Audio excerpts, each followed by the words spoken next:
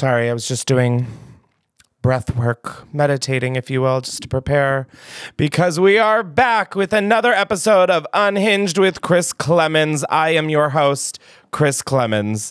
Now, I don't know if we will be able to post the literal part of that prompted the breath work, but hey, we're always keeping things fresh here.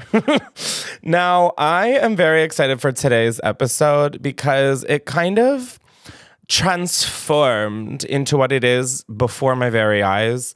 I was planning like a whole separate episode, and then I went to go check the Unhinged with Chris Klemens email account, and y'all really pulled through and delivered. I'll get to that in a little bit, but I'm excited because today we are doing an after show, and oh my God, guys, the after show is going to be funny. It involves y'all, so buckle up, stay tuned. Patreon.com/Chris Klemens. Guys, we hit 21,000 subscribers on this YouTube channel. I know having like millions of followers on some platforms, that seems really pathetic for me to be excited, but starting the Unhinged YouTube channel from scratch after doing like 2 years of this podcast was really something so scary, and like in a really, like, I don't mean it so deeply, but like vulnerable. I am definitely, it's no secret, in a lull in my career. I'm sort of transitioning to stand up and all of these other things, and I just don't have like the online presence I once did. And I feel really, I've gotten to a point where I feel fine about it. It used to really kind of get at me, but I'm really grateful for what my career even now allows me. And I know that it's not the end of the road. Like, there's always another day to start your career or restart your career or switch careers. I mean, there's just so much time that I feel fine. I want to enjoy life. I have spent the last 11 and a half years fucking grinding, not 11 and a half, like 11 and a quarter years grinding to provide a life. I have a fucking house in Delaware and land. I have an apartment in New York. I'm at a place where I want to enjoy where I'm at, because if you're not enjoying the shit you work for, then what are you doing it for, you know? Like, I used to want to just work. Rihanna, don't sue me, please. But I just wanted money and to provide for everyone, and I still want those things, but I want to look around and like smile. And why am I going to cry? Okay. I went off Lexapro, fucking cold turkey. And anybody who's done that, I just heard you go, "Oh, Chris, no," or "Oh my God." Yeah, my God. It's been an interesting journey with a capital J. Going off Lexapro raw dog, I've done before, and I don't remember this, and I know people are probably going to ask, why are you off Lexapro? Now, I have taken Lexapro before, and it always gets to a point where the Lexapro side effects kick in, where it's like the depression is even stronger and the suicidal thoughts are even louder. And I just constantly, I don't know, it's weird when you remember these like infrequent patterns that happen, and you're like, oh my God, I know exactly what to do right now. And I mean, my conclusion was stop Lexapro, not get off Lexapro responsibly. And now I'm just on Wellbutrin, and I feel just, guys, like so happy. But the thing with Lexapro is it doesn't allow you to feel anything. Like, and I just have been feeling so many emotions. I have been crying constantly. Two of my best friends, Katya and Morgan, worked extensively on Ariana Grande's Eternal Sunshine album cover, artwork, rollout, etc.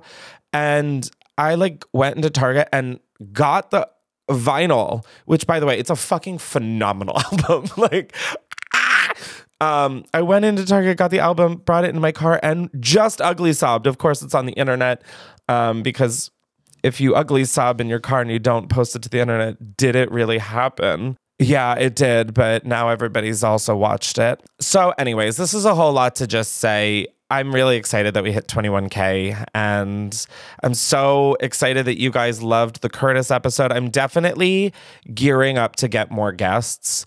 Just not even like I'm gearing up for it. Like gonna have guests this month. It's just, I really enjoy those episodes, but then I love this like weird, I was gonna say weird basement time, but you know what? Like that's honestly what the fucking name of this podcast should be called, Weird Basement Time.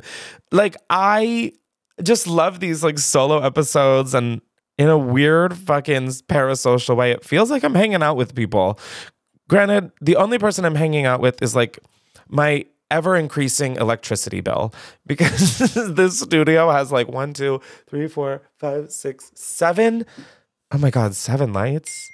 Shut up, quiet on set. Who did that? Me, Your Honor. It was me. I feel very excited about this podcast, and I appreciate and love just everybody really, really like, it's weird that when I like really hit a stride with my stuff, I just said really like 50 times, you can delete your comment. But when I say really, no, no, when I get really into the groove of like certain projects, I feel like nobody ever really loves it or has the response that I feel like or resonate with. But this new like wave of the podcast of, I don't know what changed. I really don't. But I'm just like, let's do this. Like it just clicked in my brain one day. And it's weird because you guys are also having the same reaction and noticing. And it just is really cool. So thank you. Also, if you're new here and haven't subscribed and you want to after this fucking ramble of a monologue, be sure to subscribe to Unhinged with Chris Klemens wherever you get your podcasts. And like I said, we have video episodes up on youtube.com/outsideunhinged already. Now, this week's episode, you guys, like I mentioned, had something totally else planned. And then some of our Unhinged citizens submitted a lot of emails based off of last week's prompt, which was like, what's something at your job that you've learned that would like terrify or horrify the public if they knew? And I was going to pull a few of them, and I literally couldn't stop going down the rabbit hole. Like I've never opened this many emails. So I was like, you know what? We're going to make it a whole episode and really learn the good, the bad, and I mean, exclusively the ugly of all these different things. It's just, one, it was very interesting to see who my listeners are. Like some of y'all were like, oh, I work in an airbag making production line. I'm like, what? And you listen to me? Oh my God. That's about to be my new like marketing slogan. Even geniuses listen to Unhinged. Wait, that's, okay, Chris, you're really onto something. Anyways, I was just so taken away with these stories that I literally pulled like, I think 15 of them, because I just was, I feel like I learned a lot. I feel like I now fear a lot more. Now, before we get into these emails, I do want to give you guys your homework for next week. Be sure to email unhingedwithchrisclemens@gmail.com with your hottest hometown gossip. I obviously live in Delaware and bought a house here, and I'm from here. And coming back, I forgot just how juicy that little toxic gossip train really is. Oh my God. I like just, it's so good. So I know you guys have the fucking gossip. So email it in unhingedwithchrisclemens@gmail.com. And guys, let's reveal some horrifying secrets from work. Let's go. Also, maybe a trigger warning. I don't remember all of them fully. I think they're all pretty, digestible. It's just not digestible when you think about yourself in the situation. Anyways, the first one we have is titled Horrific Job BTS. I used to work in dentistry, and my behind-the-scenes job horror story is in regards to root canal treatment. Parentheses, scary. No, for sure. Thank you, though, for the reminder. Okay. For the record, having a root canal doesn't hurt. It feels no different to having a filling, but the process is much longer and much more expensive. The info y'all probably would gag over is that we actually use bleach to kill off the nerve inside of the tooth. Okay, this one might be the most squeamish one. I read this and I was like, okay, we do need to read this and tell the people.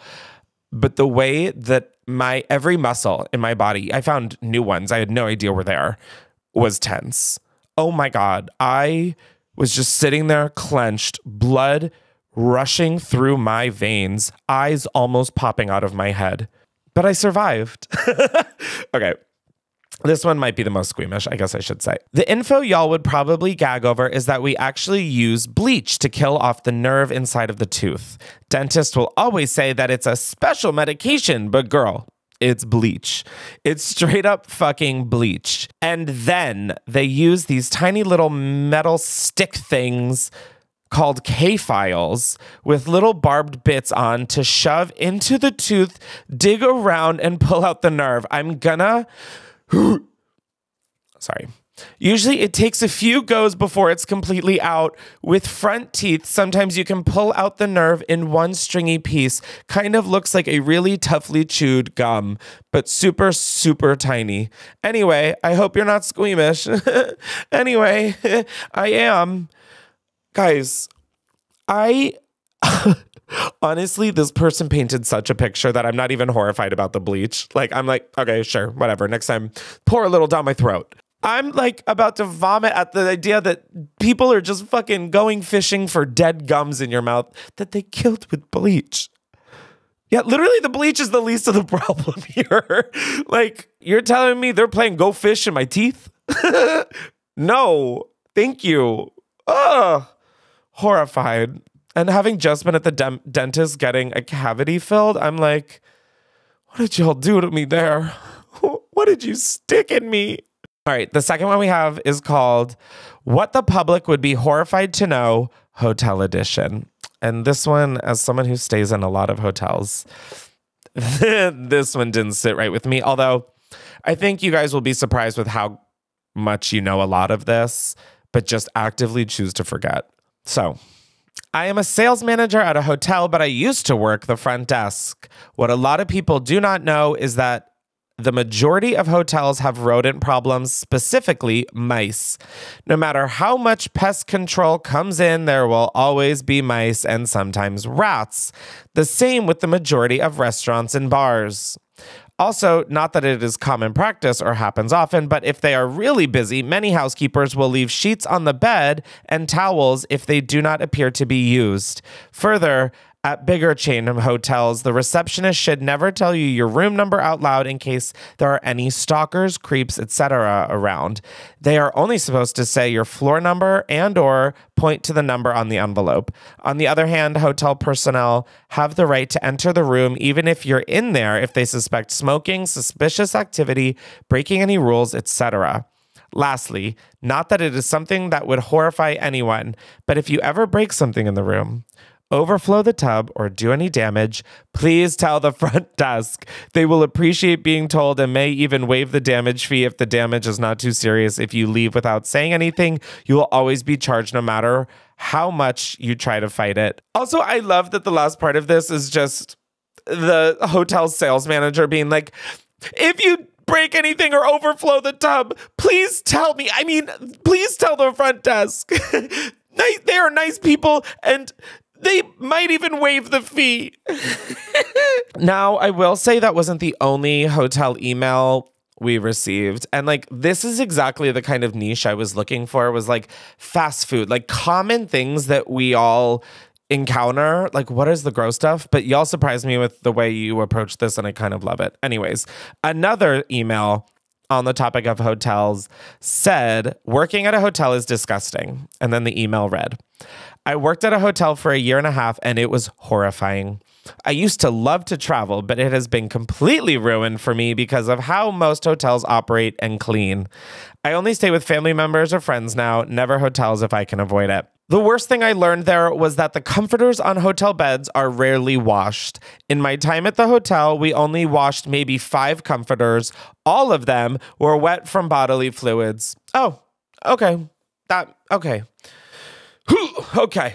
If they were not wet or stained, we did not wash them. We did wash the sheets and the tan fuzzy blankets, but never the duvet. Basically, I am sending this email to warn people to always sleep between the fitted and flat sheets at a hotel and never just lay on the comforter without something separating you from it, because it is likely covered in years worth of sweat, skin cells, hair, or worse.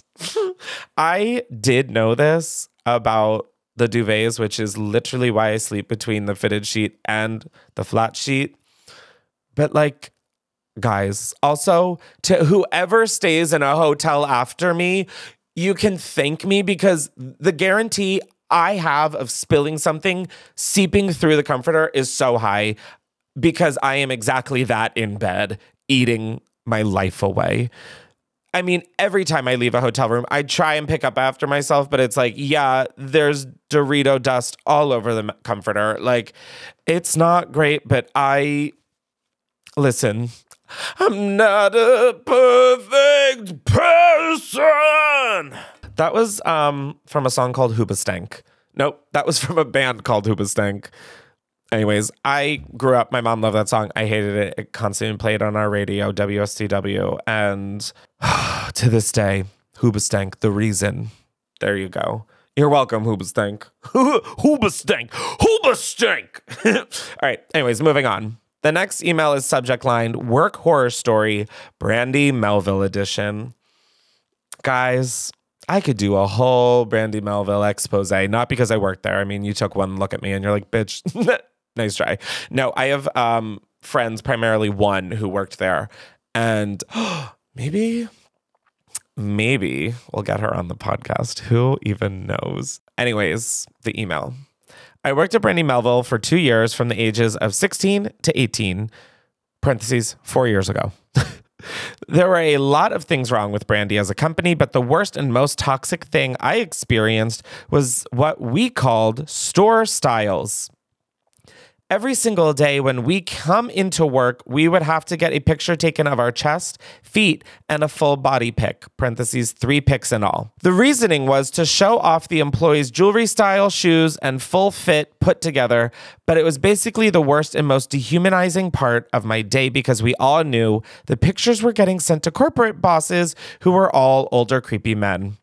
There were no women in corporate receiving these emails. It was basically a body check every shift and a chance for corporate to fetishize their young women employees. Now, as employees, we were also instructed to take store styles of customers that came into the store to shop. One time, we got an email from corporate asking for pictures of only young girls wearing no makeup and simple clothes, parentheses, leggings. Right around this time, I quit, and I still think about it all the time. So many pictures of my whole body at such a young age are in a folder somewhere for creepy men to poke and prod at for, quote, style research. I advise all young ladies to always say no if someone in the store asks to take your pic. It's not as glamorous as it may seem. This is like just the fucking tip of the iceberg with Brandy Melville. Allegedly. I should say all of this is alleged. These are just random allegeds that I got sent in. I remember my friend told me that Brandy would pay girls differently based off of their following. This was back in maybe 2016, allegedly. The way allegedly is just my favorite word. Like, what? Like, I say allegedly. I call everything allegedly. Anyways, allegedly. Yeah, they would like get paid based off of how many followers they had. And yeah, I knew about this store style shit. It's gross. And like, I just don't like, yeah, their stuff is soft, but like, so is, I don't know, me after getting criticized by people. Next email we have, the subject line says, things I learned at Ticketmaster. And I'm just going to say this is all alleged. Yeah, this whole episode is alleged. Do you even know? This is alleged. Allegedly, this is alleged. So, allegedly, back off. Things I learned at Ticketmaster. I just wanted to spill some facts that I learned while working for a concert venue in the box office that used to use Ticketmaster for their ticketing system. A, nothing is ever sold out completely. We have so many different type of holds on seats that while it looks like people got the good seats, in reality, the box office has those on hold for comps. B, on sold out shows, we have the amount of tickets that are set to be released and usually know when they will be released to the public. That is to say, if people were mean to me, I wouldn't sell them our released tickets. So be nice to venue staff. I mean, you should be nice to them anyway, but yeah, got your point. C, if you want a physical ticket as like a souvenir, head to the box office early and let them know you're having ticketing issues with your phone. If you ask them to print it out directly, they won't do it. But if you're having issues, the default solution is just to print the ticket. Oh my God, where was this info for Beyonce? Like, hello.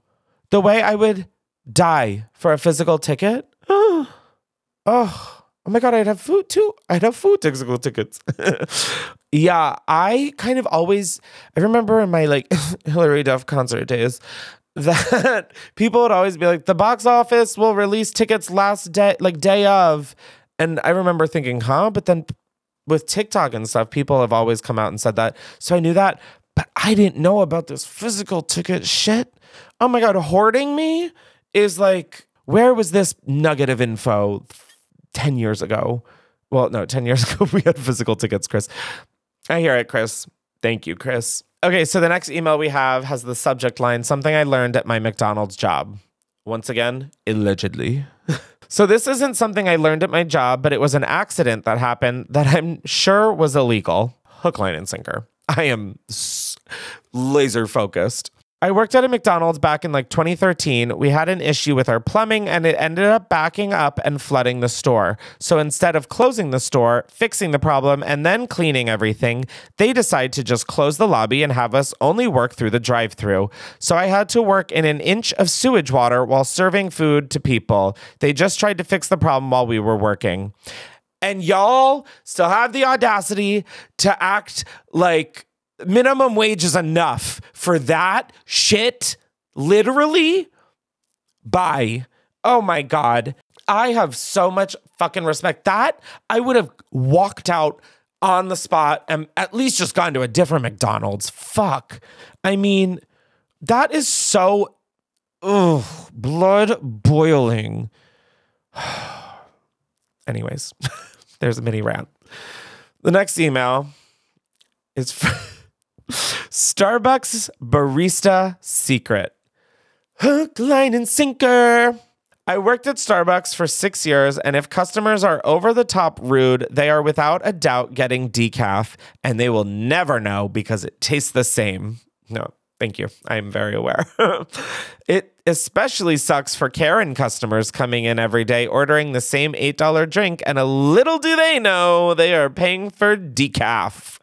Honestly, though, that's like, that feels fair. They're getting a product in return. Granted, the product is a little defunct and the person's still getting paid. Like, that really feels like, I don't know much about science, but that seems like mutualism.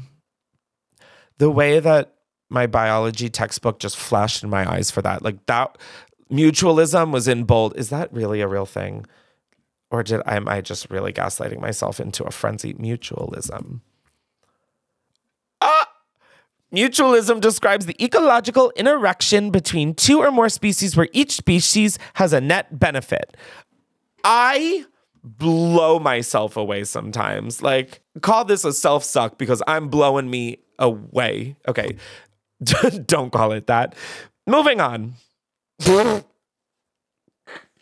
Guys, I am so sorry. Like, oh my God. So the next email I got was subject line, what I learned at my job in private school.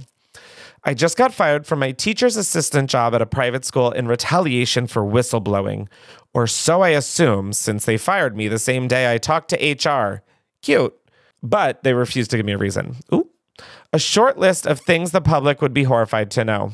Oh, you just know that this is about to pop off with how much anger there is at the beginning. Ooh, I'm obsessed. All right, the first one is we don't do lockdown drills because the drills themselves would scare the students, end quote. Keep in mind, we're in the top 8% of states with the most school shootings. Okay, yeah, I remember like lockdown drills and oh my God, what would the front desk say? They would be like, oh, I think they literally just said intruder alert over the intercom. And oh my God, there truly was no scarier feeling. I cannot imagine in this day and age where that is actually something that's constantly happening. Yeah, that's terrifying. Oh my God, dude, People are like, I want kids. And I'm like, why? So they can go to school and die? Like that? Ugh. I can't go down this road. Next up, a teacher walked a, quote, lost tutor found on the playground with the younger group through a full classroom. The school doesn't employ tutors, in parentheses. Police weren't called. Neither staff nor parents were notified. No answers on did he have a camera? Was he armed? What did the police say? The building/property is not secure. Residential doors and locks for the classroom that don't close or lock properly. The stranger got to the playground through a gap between the fence and a bush or the open gate. No one knows. Tuition is $15,000 a year. High school teachers with a degree in secondary education in one field are required to teach 6 to 8 subjects. This year, there is no math teacher, so everyone in high school math is fucked. When was the last time you took Algebra 2? You're just as good as any of us teaching that class to these students who are planning on going to college. That's crazy. Considering that private school tuition is so expensive, there should not be teachers with overlap subjects unless one of them is like foreign language because they're part that language, then sure, maybe. But that's so insane. The principal makes the first order of business during our first staff meeting about bumping up grades in the system so they pass. Jesus Christ. Like, this is like where I start to retrospectively look and I'm like, okay, how much of my life has been a fucking sham? People just doing this? Ugh. Principal was notified multiple times by multiple teachers about gross cheating, enough to be expelled by state standard, and staff are told we do things differently in private school. Parents called to conferences where behavior contracts are put in place and they are never drafted. I don't even know what that sentence fucking means. This caused 2 teachers to quit in the middle of the year. What I learned, private schools are an absolute goddamn racket and in no way guarantee a better education for your children. In fact, it's a greater gamble. If they're for profit, then their bottom line has a $sign in front of it. And it ain't $sign Johnny or $sign Susie Smith. Check your child's school because they could be in far greater danger than you realize. Schools are falling apart because administration is dropping the ball big time. Greed is at the root of it all, and our children, meaning our world as we know it, are the cost. Okay, so now that we're about halfway through this episode, wow, what a fucking depressing episode this is, Chris. I didn't really think of that. But okay, not all of them are that heavy. The next one we have was titled Movie Theater Work Secrets Revealed. And it goes as follows. I don't have anything groundbreaking here, but I worked in a movie theater in high school and can confirm that the popcorn butter is legit just warmed oil. We also make popcorn on the weekend stored in trash bags and then just fill the popcorn warmers with it during the week to pretend it was fresh. More than a few times did we find roaches in the bags, so we never eat movie theater popcorn unless you see their popping machine running. Okay, I'd like to circle back to, I don't have anything groundbreaking here. Someone cut the ribbon because ground was broken. What?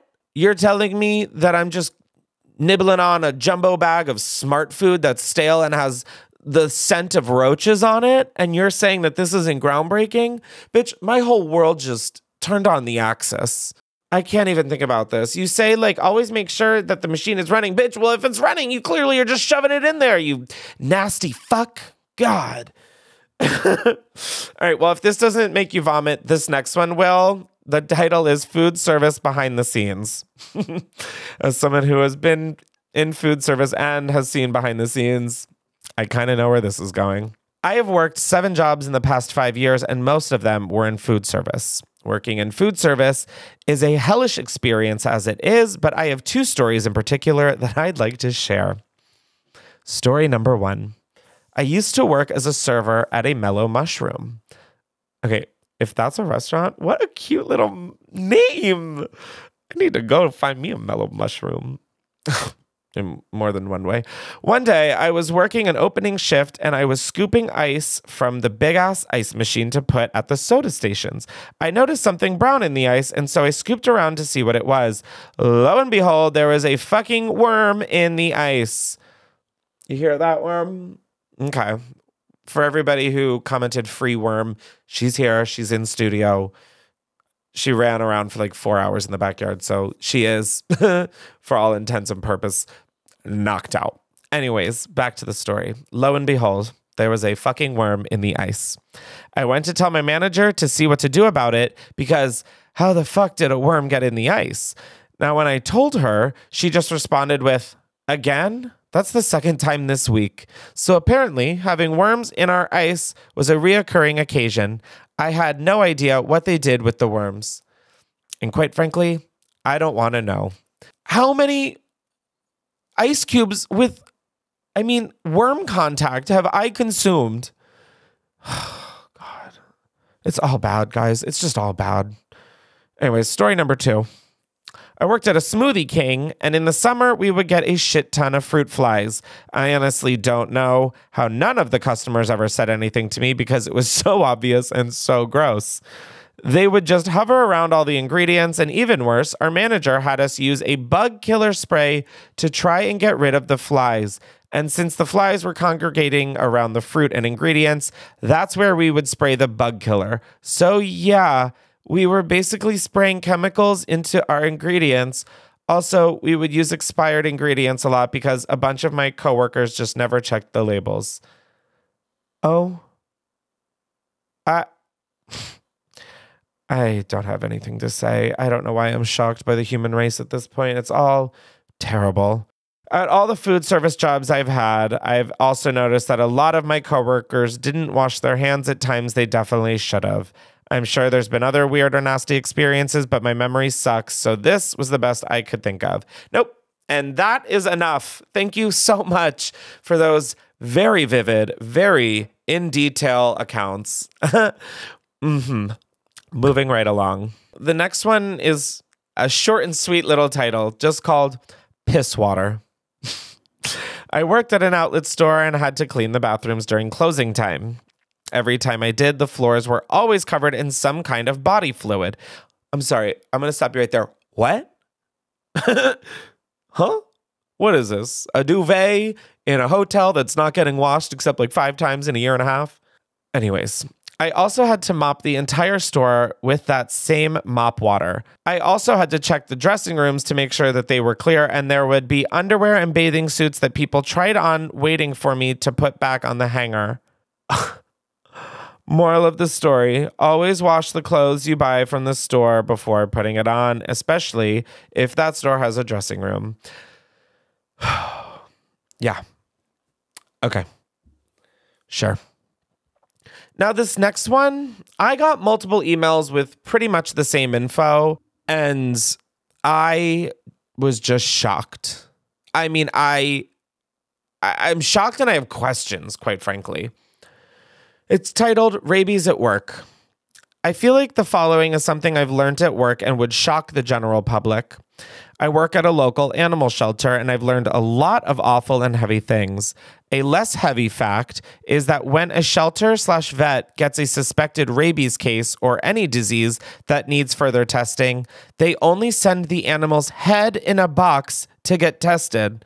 I couldn't look at any of our vet staff the same after learning this, but I guess it cuts down our shipping cost. Also, most animal shelters don't cremate the deceased, but rather have a big field where they bury them all. I hope this found the right reader that also finds this interesting and that I haven't traumatized you. So, hold up. And forgive me if this is just the stupidest fucking question. I don't really care.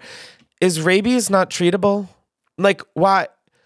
Like, does a dog just immediately die from rabies? Rabies in dog. Can dogs survive rabies? Most of the time, rabies is a fatal disease for any infected dog. It is extremely uncommon for dogs to be able to be cured from rabies, although it has happened very rarely. Oh my God. So, how long till death? Like, the animal begins to show signs of the disease. The infected animal usually dies within 7 days of becoming sick. Okay, booger and worm. Your father is off Lexapro, which means tears probably will come. If you ever get rabies, I will kill myself. Oh my God. Okay, so I understand why the head is in the bottom. I'm like, well, you just went from rabies to decapitation, but okay. Yeah, that was one that I had gotten a lot, and it didn't bring me any joy. It brought me no solace, and there hasn't been delight experienced in my body since. God, I mean, Oh my God. What? Like, oh my God, what?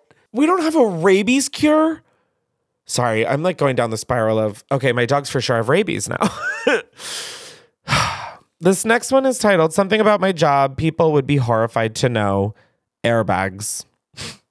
I work in a factory that produces airbags. I work on the inspection line where we quality check the bags before shipping them out. We have certain requirements the airbags have to meet, and if they don't, they get thrown away. Sometimes we just have a bad batch and none of the airbags are coming out good. If the higher-ups notice we are chucking a lot of bags, they come down and tell us to just pass the bags because we are behind schedule and or can't afford to throw any more away. Like, to quote me 10 minutes ago, it's all bad. All bad. It is 360 degrees. What? Bad. It's all bad. Anyways, the next one we have is titled College Admission Surprise, which I swear to God, if that isn't the name of Olivia Jade or like Lori Loughlin's autobiography, we have fucked up our entire existence as the human race. College admission surprise! Exclamation, that's iconic. Okay, anyways, back to the email. So I used to be a college admissions counselor, which means I read college applications and decided who got into the school that I worked for. I think the public would be surprised to know how impersonal those decisions can be. Obviously, every university has a different process, but at the school I work for, it was literally just checking boxes. You have a 3.0 GPA, you took 3 years of math, boom, you're in. Our university barely even looked at the essay.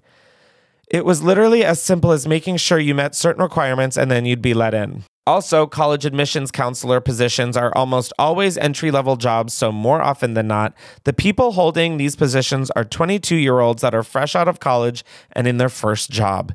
I don't think the parents we talked to understood that we were barely older than their high school kids whose futures were in our hands. Yeah, when you put it like that, babes, it doesn't read great. I started that job at 22 years old and was mistaken for a student constantly, and people were so intimidated by me learning I was the one who would be reviewing their application. Meanwhile, I'm a barely functioning adult who just graduated 2 months ago and has suddenly been given this position with a bunch of other kids in their 20s who have no clue what they're doing. With all that said, I do miss that job a lot. Working with teenagers is wild, but it was cool helping them to decide what they want to do with their lives. Aw, but also, you're telling me I wrote that college essay and put my whole, not only back, but also whole into it?